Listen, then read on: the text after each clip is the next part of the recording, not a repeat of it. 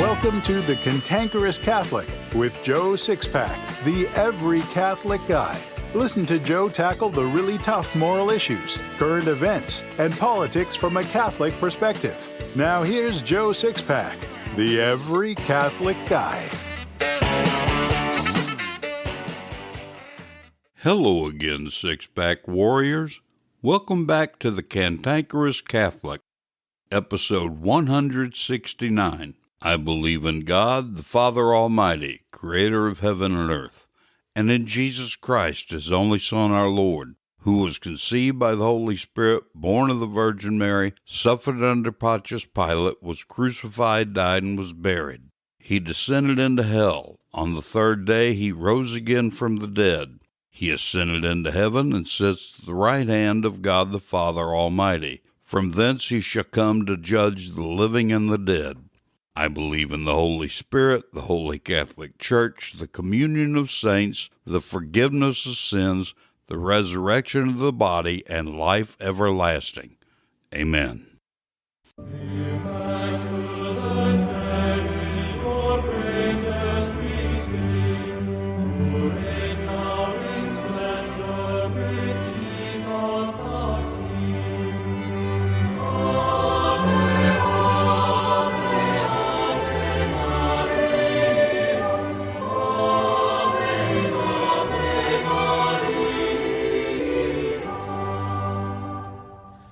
I pledge allegiance to the flag of the United States of America and to the republic for which it stands, one nation under God, indivisible, with liberty and justice for all.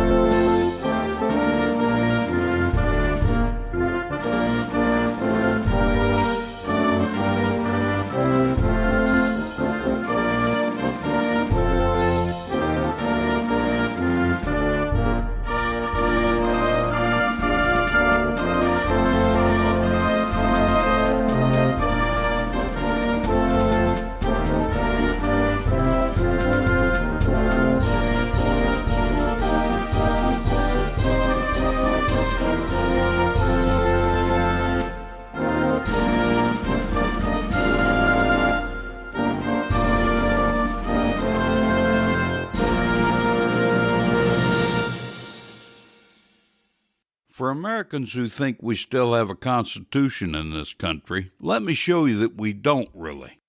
Oh, and we'll also show you that the assault on religious liberty is stepping it up a few notches. Here's something I'm going to shout loud and long. During the last 2 years, every Catholic parish and most businesses lost a ton of money because of the COVID lockdowns. Congress attempted to ease the revenue strain with the CARES Act, but it really did nothing for parishes and little for most businesses. Believe it or not, Congress is actually remedying that. They've not done a good job of getting the word out, but Congress has enhanced the ERTC portion of the CARES Act. If a parish or business has W-2 employees, part-time or full-time, they almost certainly qualify for the ERTC tax rebate. I'm working with a CPA firm that specializes in ERTC rebates to reach out to all parishes and Catholic-owned businesses I can. This is especially good for parishes with schools. All any parish or Catholic-owned business has to do is click the link in my show notes that says, ERTC Recovery I Want My Money. Then just fill out the form on the website, and the CPA firm will determine if the parish or business qualifies. It costs nothing to get started, and the average tax rebate appears to be $150,000.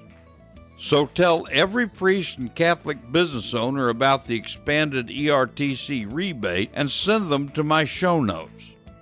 Remember, click the link on my show notes that says ERTC Recovery, I Want My Money. Can government restrict your travel? Can government tell you that you can't go to church? Well, those two things were tested with the China virus lockdowns and mandates, and we proved to the government that they can indeed stop us from going to church and otherwise restrict our travel. I warned you when the pandemic lockdowns began and our faithless bishops placed a moratorium on Mass that if we didn't stand up to government and the USCCB, they would pull the same garbage again. Nobody took me seriously. No one stood up and rebelled, and the government's about to try it again. Because it'll be government mandated, there's no doubt that our cowardly and evil bishops will go along with the government that gives their criminal USCCB empire billions of dollars every year. I have a cousin who was the closest thing to a brother to me when I was growing up. We're still that close. My cousin is retired from the U.S. Army's intelligence community. Like all the men in my family, he's a rabid patriot who loves America.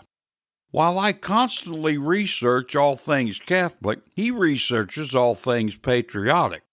Last week he sent me a link to a YouTube video from an alternative media source called Restricted Republic. I vetted the information on this particular video and found it to be correct.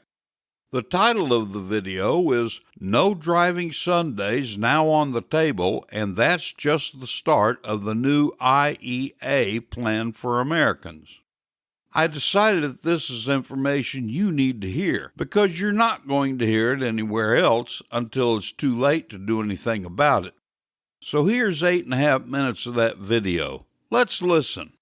Well, a Sunday church ban now seems to be on the table as the International Energy Agency has just put forward a plan to save the planet from the oil crisis. You know, the oil crisis caused by the draconian, tyrannical mandates and measures that were forced on us by our leftist leaders all across the globe. Yeah, so now the International Energy Agency has a plan to save us all by, get this, using more draconian mandates and measures in order to, well, save us from this oil crisis. You are not going to believe some of the things that they have on this 10-point plan, including not being able to drive your car on Sundays, which just so happens to be the day that, you know, everybody goes to church. It seems, I feel like Sundays was targeted on purpose, but I digress.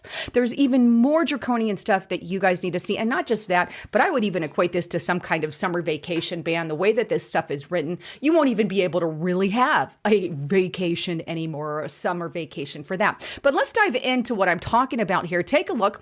And this is on the International Energy Agency, their direct website. So I'm going to go straight there so you can get this straight from the horse's mouth. And if I scroll down, here it is. Emergency measures can quickly cut global oil demands by 2.7 million barrels a day, reducing the risk of damaging supply crunch. Now, here's the actual 10-point plan, and I'm going to go through it, but you can see it was very recently published, March 2022. And they go on to state the reason for it. They said, in the face of the emerging global energy crisis that was triggered by Russia's invasion of Ukraine, the IEA's 10-point plan to cut oil use proposes 10 actions that can be taken to reduce oil demands with immediate impact, and provides recommendations for how to use these actions and can help pave the way to putting oil demand into a more sustainable path in the long term. Now, I'm going to pause right there. You have to remember, and I know you guys do, but the sleeping Americans out there do not,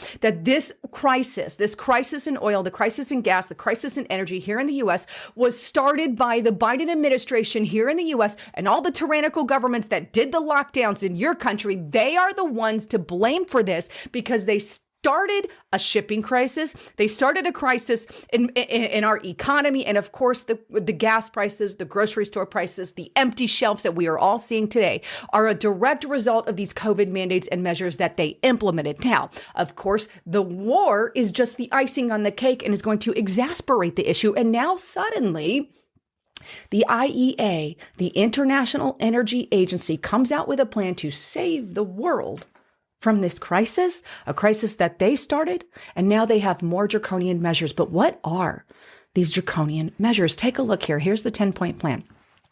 And keep in mind, you're not going to like a lot of these at all because of what they detail. But plan number one here as you can see. Number one, to reduce the speed limits on highways by at least 10 kilometers.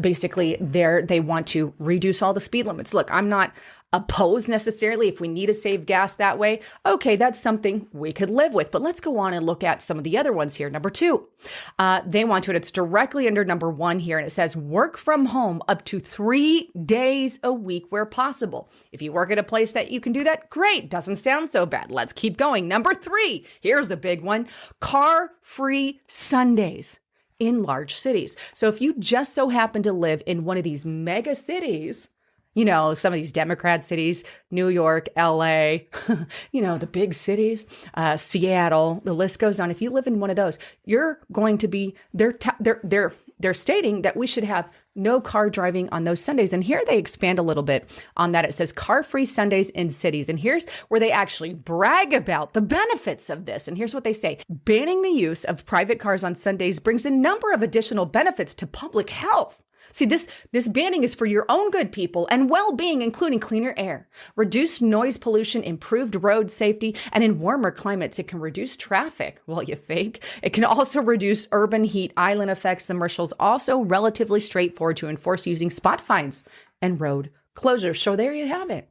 This is for your own health and your own benefit for us to stop driving on Sundays, which again, as I stated before, is coincidentally the main day. Not everybody goes to church on Sunday, but a majority of us that people go to church. This is an issue. This is an issue. Now you're going to have to find a church that you can maybe bike to, walk to, you know, because they want to shut your car down on Sundays. And God only knows how long and how often this will be implemented. But this is the kind of draconian measures they're now talking about doing. And here's the other thing. Imagine your vacation, your summer vacation, you plan a vacation. Well, no more driving that car or coming home on Sunday from your vacation. Now you're going to have to get into your workday on Monday in order to do that. A lot of people don't want to, add more days or take away more days from work. It's going to screw up the whole system. And that's just one minor problem. As a result of that, there's obviously a lot more, but this is a direct attack, I feel, specifically on religions that go to church on Sunday. They want to completely stop driving services. This is just beyond. And I get that we have to do something with the oil crisis. There are other things we can do other than these tyrannical mandates and measures. And I'm just going to throw that out there. Number four, here their fourth thing, and it's to closest to me here. And it says, make public transportation cheaper. Incentivize micro-mobility, walking and cycling. Okay. Number five. Now this one is very draconian as well. Number five, alternate private car use in large cities. So they go on to expand on this one, on what that means, alternating private cars, again, in large cities. It says restricting private car use of roads in large cities to those with even numbered plates some weekdays and to those with odd number plates on other weekdays in a measure with a long track record of successful implementation. During the first oil shock, the Italian government actually did this. They substituted car-free Sundays because they had it implemented, and with an odd even number plate policy. Since the 1980s, such schemes have been deployed in many cities to tackle congestion and air pollution peaks, including in Athens, Madrid, Paris, Milan, and Mexico City. In other words, they're already doing this in other draconian countries. Why not do it here in the U.S., to save the planet? Wink and nod, wink and nod, wink and nod. Really? Is that really what this is about? So you can't drive on Sundays. It doesn't matter if you have an electric car or not. Doesn't specify. No. We're just going to cut that off because we can. Or in this particular case, they want to alternate days of when you can use your car. If you have an even plate, you can drive on these days. If you have an odd plate, you can drive on these days, or we'll swap it back and forth. This is the kind of mandates we're attempting to bring to the United States of America. You have to at least know about it. You have to know about it. Here's number one here. Here's another one here. Number 6, urge car sharing and practices that decrease fuel use. Great. Number 7, promote efficient use of freight trucks and goods and deliveries, right? Maximize what you can put in. That sounds great. Number 8 here, right under that one, prefer high speed and night trains to planes wherever possible.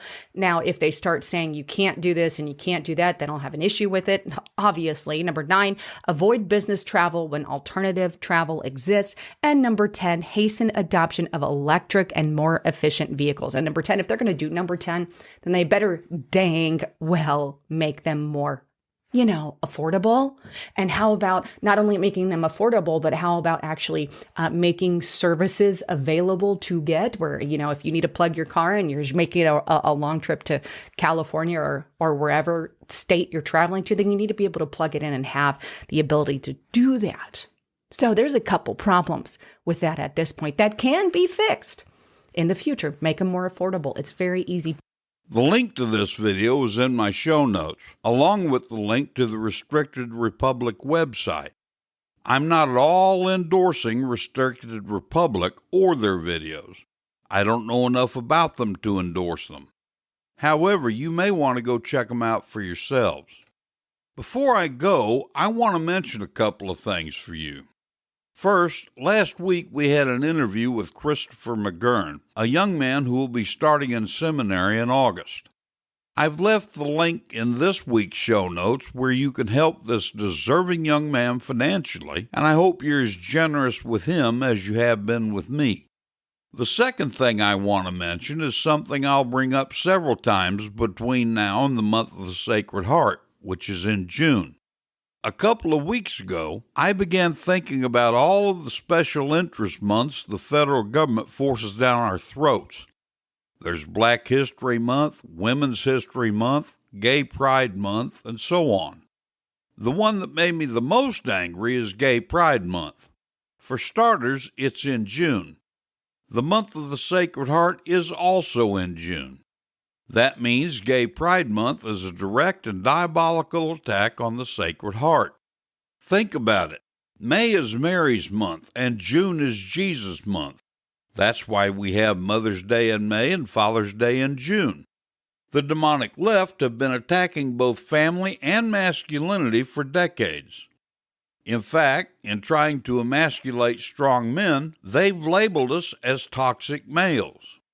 We've been made to feel like we're not even welcome in what used to be called polite society. That said, I've decided to start a new movement. I'm calling it Toxic Male Month, which is a tongue-in-cheek way of combating the current cancel culture. Indeed, I fully expect that in June, YouTube will finally cancel my channel. They've been deleting a lot of my videos there for several years anyway. I have 5 days in June where I publish new episodes of The Cantankerous Catholic. This year, however, and every year hereafter, I'm probably going to have several extra episodes to promote Toxic Male Month. The idea isn't to promote us strongly masculine Catholic men as toxic, but rather to promote strong Catholic masculinity as the Catholic Church has done for 2,000 years.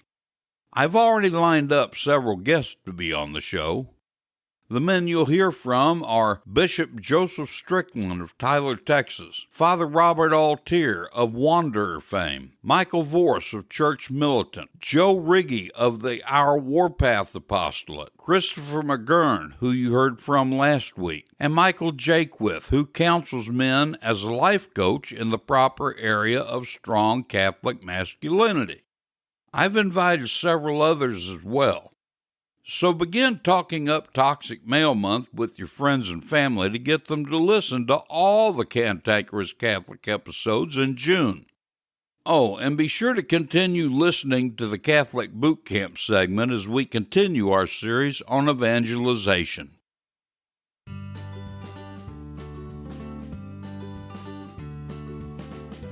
The COVID lockdowns and mandates hurt everyone financially. Nearly all of you lost money and many lost their jobs. I learned this in email conversations with some of you. I learned that many of you are looking for ways to avoid financial worries when this happens again, and make no mistake that the tyrants in government will make sure it happens again. The number of Americans searching for ways to earn an income online has exploded. Some need to replace the jobs they lost. Others want to build an online income to be prepared for when it happens again. Some just want the freedom from being threatened financially again. Stay-at-home moms want to supplement the household income without working outside the home. I get it. The problem is the average person has no earthly idea where to start. I've been spending countless hours researching ways to earn an online income with the help of some friends. I've come up with a bevy of income avenues and reputable courses to help you. Consequently, I've come up with a separate email list for people who want this information. When I gave this opportunity to people on my other email list, the response was overwhelming. So if you want to get the valuable information I'm collecting about how to make money online, just click on the link in my show notes that says, "Show me how to make money." I'll begin helping you right away.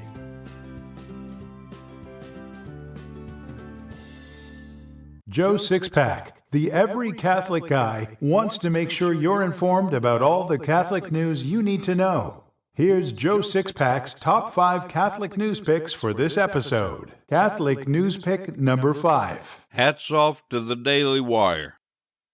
The White House over the weekend issued clarifications after several problematic, confusing, and alarming remarks by Pretender Joe Biden during his trip to Europe. "For God's sake, this man cannot remain in power," said Biden of Russian leader Vladimir Putin during a speech. He was not discussing Putin's power in Russia or regime change, an official later corrected.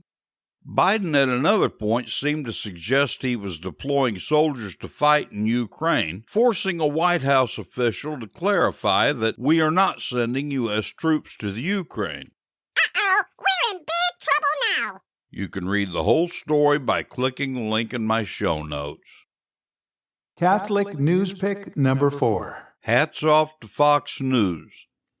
French President Emmanuel Macron warned against escalation after Pretender Biden called Russian leader Vladimir Putin a butcher who cannot remain in power. "I wouldn't use this type of wording because I continue to hold discussions with President Putin," Macron said Sunday. "We want to stop the war that Russia has launched in Ukraine without escalation. That's the objective." Oh, you've got to be kidding me. You can read the whole story by clicking the link in my show notes. Catholic news pick number 3. Hats off to the Washington Examiner. Over 19,000 residents of Boulder, Colorado, were ordered to evacuate Saturday amid an area wildfire. The fire had spread roughly 200 acres by Sunday. Officials said at a Sunday briefing that roughly 21% of the fire has been contained. Holy cow! You can read the whole story by clicking the link in my show notes. Catholic news pick number 2. Hats off to Fox News. Pretender Joe Biden on Saturday told the president of Poland that, quote, "We have in our southern border thousands of people a day, literally, not figuratively, trying to get into the United States," end quote. U.S. Customs and Border Protection forecasted this week that border officials will have encountered over 200,000 migrants at the end of March compared to 173,000 in March of 2021. Oh, you've got to be kidding me. You can read the whole story by clicking the link in my show notes. Catholic news pick number 1. Hats off to the Hill. The Army has scrapped plans to use the same physical fitness test for all soldiers, choosing instead to reduce standards to allow women and older soldiers to pass. The decision follows a study that found men were more easily passing the Army combat fitness test compared to women and older soldiers. Okay, so let's beef up our military. Whose idea was this? You can read the whole story by clicking the link in my show notes.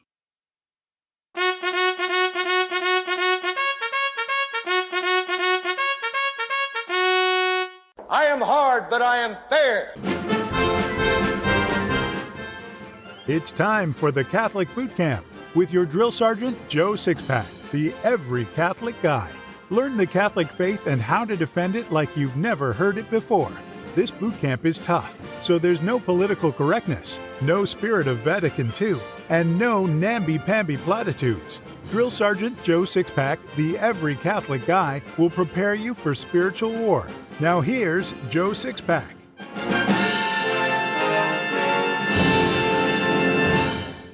Let's talk about you for a moment as we prepare you for the moral obligation to share the faith. Since most of this series is dedicated to the hows and whys of evangelization, we can afford to deviate at this point and talk about you. Presumably, you're a Catholic. I can't imagine a non-Catholic listening to this series or even having an interest. But a devout Catholic with all the right intentions? Hey, this is right up your alley. You're no doubt familiar with the Catechism of the Catholic Church, the documents of Vatican II, the Apostles' Creed, the sacraments, the Ten Commandments, the Code of Canon Law, and the seemingly endless obligations they place on a Catholic. Well, all those obligations can be boiled down to two primary obligations. Your two primary obligations are to become a saint and to share the faith. Every other obligation falls under these two primary obligations. And you can't accomplish one without the other. So let's begin by talking about becoming a saint. Jesus told us in Matthew 5:48 during his Sermon on the Mount, "You therefore must be perfect as your heavenly Father is perfect." You'll notice by the language he used that this isn't a suggestion, but a command because he used the word must. He didn't say it's a goal to shoot for. He didn't tell us to give it that old college try. He said we must become perfect. How perfect? As perfect as God the Father. And how perfect is God the Father? Infinitely perfect. Is it possible to become perfect? You bet. Perfection is the very definition of sainthood. All of the saints were perfect by the time they died. They perhaps didn't achieve absolute perfection until they went through their final agony just prior to death, but they did get there. Indeed, most saints probably had to have recourse to confession right up until the end. But because of all their past efforts and faithfulness, they were able to persevere at the end and achieve perfection. Achieving sainthood is more than possible, but we can't do it on our own. While we become true men and women, the definition of a true man or a true woman is the same, one who does always and only the holy will of God, we simply have to develop a prayer life relationship with God and continually ask Him for the graces to advance in holiness. Will you mess up? Sure you will. You might even commit mortal sin from time to time on your journey to sainthood. The key is to take Christ's example. The Church teaches that all 3 times he fell under the burden of the cross on the way to Calvary, a metaphorical description of mortal sin, he got right back up again. That's what we have to do every time we fall. In other words, pray an immediate act of contrition and plod forward with a fresh resolve to do as you ought. It goes without saying that you also need to go to confession at the earliest possible moment. Now let's talk about spiritual direction. Very important to all serious Catholics. I'd strongly recommend you get a good spiritual director. Be careful about who you choose to direct your soul, though. Just because a man's a priest doesn't necessarily mean he'll make a good spiritual director. There are priests in the world who aren't faithful to the Church's teachings or their sacerdotal vows. But I'm not too worried about you seeking out someone like that as your spiritual director because you're a six-pack warrior. Besides, most priests aren't like that. Indeed, most priests are good, holy men who take seriously the teachings of the Church and their priestly vows. But you still have to be careful. Not because they aren't good priests, but because they might not be equipped for the task. Not all priests are at all equipped to be spiritual directors. Most aren't trained for it. And among those who are, most haven't been trained in classical spiritual direction. Priests who aren't trained, or who have been trained in this modern psychologically based mumbo-jumbo, might possibly end up having the opposite of the desired effect and cause grave consequences for your immortal soul. That's not the intention of the priest, though. It's just what it is. In addition to avoiding the sort of priest previously mentioned, I wholeheartedly recommend you avoid asking a nun or a layperson to direct you. There may be some pretty good ones out there, I'm sure, but your best bet is always a priest, because a priest possesses the sacramental graces of holy orders. When you have a priest as a spiritual director, the sacramental graces kick in when he sees you with frequency and regularity. Consequently, he comes to know your soul intimately, and the sacramental graces of holy orders enable him to do and or say what's best for your soul. Ideally, this is the same priest who's your confessor. The age of the priest doesn't matter, only the degree of apparent holiness.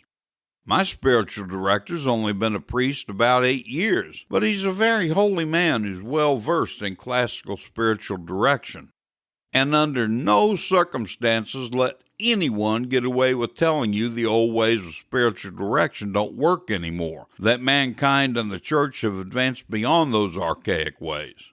Baloney! Times may change, but man is the very same as he was when our first parents gave us original sin, and the church is a mere 2,000 years young. Besides, how many saints do we produce today with the so-called new ways? When classical spirituality and direction were at a peak, hundreds, perhaps even thousands of saints came flowing out of the heart of the church. If classical spirituality was good enough for the likes of St. Teresa of Avila, St. Anthony of Padua, and St. John Bosco, as well as innumerable others, it should certainly be good enough for you. Next week, we'll begin talking about your other primary obligation as a Catholic, sharing the faith. Hi, this is Christine Niles. I'm a senior producer here at Church Militant.